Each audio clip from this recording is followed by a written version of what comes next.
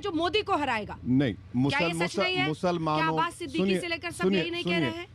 मुसलमानों का ना कभी वोट बैंक था ना कभी रहेगा इंशाल्लाह। यहाँ पर हमेशा हिंदू वोट बैंक था और हिंदू वोट बैंक ही रहेगा। हम मुसलमानों को एक झुंझुना दिया गया कि खिलौने देकर तुझको बहलाया गया, अरमानों में उलझाया गया, ये मामला कर दिया गया। अब वोट बैंक कहे का वोट बैंक तुम्हारा? झुंझुना पलट दिया आपने। नहीं, वोट बैंक झुंझुना पलट गया है सर कि मोदी के डर से अब बाकी को 2014 की मेरी पहली स्पीच है पार्लियामेंट की। मैंने कहा कि मैं मुबारकबाद देता हूं नरेंद्र मोदी को। पूरे बीजेपी के एमपी परेशान हो गए, क्या कह रहा है। बोला आपने इस मिथ को बर्बाद कर दिया कि मुस्लिम वोट बैंक था। मुस्लिम वोट बैंक कभी था ही नहीं। यहां पर हर देखिए जो पॉलिटिक्स हो रही है ना, मैं आपको कई मिसालें दे सकता हूं, कभी एक दिन प्रोग्राम कर लीजिए आप। मैं आपको 1950 से लेके 2021 तक मिसालें दूंगा जहां पर हमेशा ये होता रहा है। तो आप कह रहे हैं कि मुस्लिम्स बीजेपी को भी वोट देते हैं? नहीं, CSDS के डेटे में उसमें बताया गया कि 2014 में और 2019 में एक ही कम्युनिटी है जो जिसका वोट बीजेपी को मिला बड़ा नहीं, 6 या 8% वोट मिला बीजेपी को CSDS डेटा के, मगर दूसरे कम्युनिटी का सब बढ़ गया मोदी को वोट।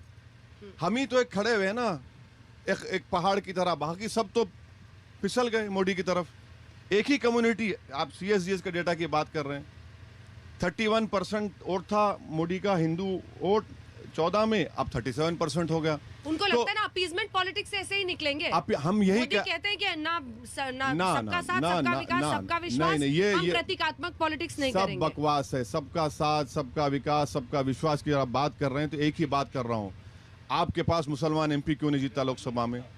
आप मुसलमानों को डिमांड ड्रिवन स्कॉलरशिप क्यों नहीं देते आप? मैं दूसरे इश्यूज की बात ही नहीं कर रहा हूं जिसको आप बोलेंगे ये तो इमोशनल है। ये मैं आपको मिसाल दे रहा हूं, ये क्यों नहीं करते। अच्छा, गुजरात में आखिरी बार मुस्लिम MP कम जीता था?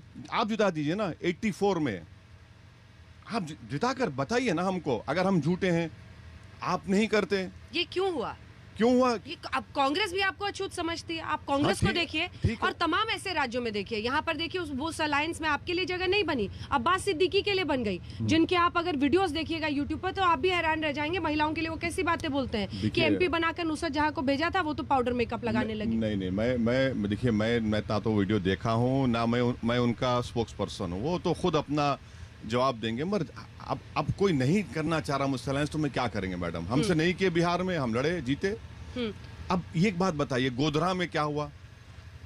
हमने लड़ा और बीजेपी का मेयर बनने नहीं दिया वहां पर। मोडासा में हमारा मेन अपोजिशन हम है म्युनिसिपल कॉरपोरेशन में। यही तो हम बता रहे हैं कि, और मैं बता रहा हूं आपको कि ये जो नौजवानों में जो एक चर्निंग है वो अब इस तरह की सेकुलर, ये सो कॉल्ड सेकुलर पॉलिटिक्स को मानने वाले नहीं है। लेकिन कहा यह जाता है कि गोधरा में तो आपकी वजह से मेयर नहीं बन पाया बीजेपी का, लेकिन बिहार में NDA की सरकार बन गई आपकी वजह से। देखिए, मैंने आपके प्रोग्राम पर ही ये बात कही थी कि 20 सीट हम लड़े, 5 हम जीते, 9 गठबंधन जीता, 6 NDA जीता। अब मैं तो कई मरतबा RJD के नेताओं से बात किया 6 महीने पहले, वो बोले हंस के मुस्कुरा दिए, किसी ने नाराज हो गए। अब नहीं करते तो नहीं करें ना, हम क्या करें? किसी जोर जबरदस्ती कर सकते क्या?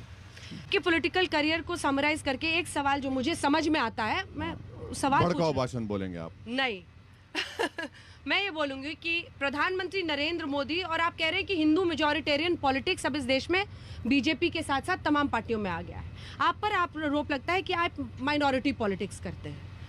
3 लाइन में आप समझाइए, काउंटर कीजिए इस व्यू। मैं देखिए, भारत के संविधान, इंटरव्यू में आप अलग बात करते हैं। हैदराबाद में जब आप माइक थामकर उस चौराहे पे खड़े होते हैं और लोगों के बीच बोलते हैं, तब आपके तेवर, आपका लहजा, सब कुछ अलग होता है। वो हमेशा रहेगा ना आपके साथ, और वो आपकी छवि को बनाता है। उसको कैसे काउंटर कीजिएगा? नहीं, मैं 3 लाइन माइनॉरिटी पॉलिटिक्स नहीं। देखिए, भारत के संविधान को मजबूत करना है, जमहूरियत में लोगों को और भरोसा दिलाना है, तो असदुद्दीन ओवैसी ऐसा ही रहेगा, ऐसा ही रहेगा, बिल्कुल ऐसा रहेगा। मैं बदलने वाला नहीं हूं, चाहे आंधी आए, तूफान आए, धूप आए, छांव आए, जब तक मैं जिंदा रहूंगा ऐसा ही रहूंगा। ये मेरी ओरिजिनलिटी है, मैं बदलूंगा नहीं, क्योंकि मुझे यकीन है कि इसी तरह रहने से ही मैं यहाँ तक आया और आगे भी जाऊंगा। तो ये तो अड़चन बन जाएगा ना 294 तक लड़ाई तक। कोई फिक्र की बात नहीं है। एक वक्त तो आएगा ना मैडम, जब सब एक हो जाएंगे। आएगा? नहीं, सुनिए आप, मैं जुमला खत्म कर दीजिए। ये जुमला नहीं है अमित शाह की तरह।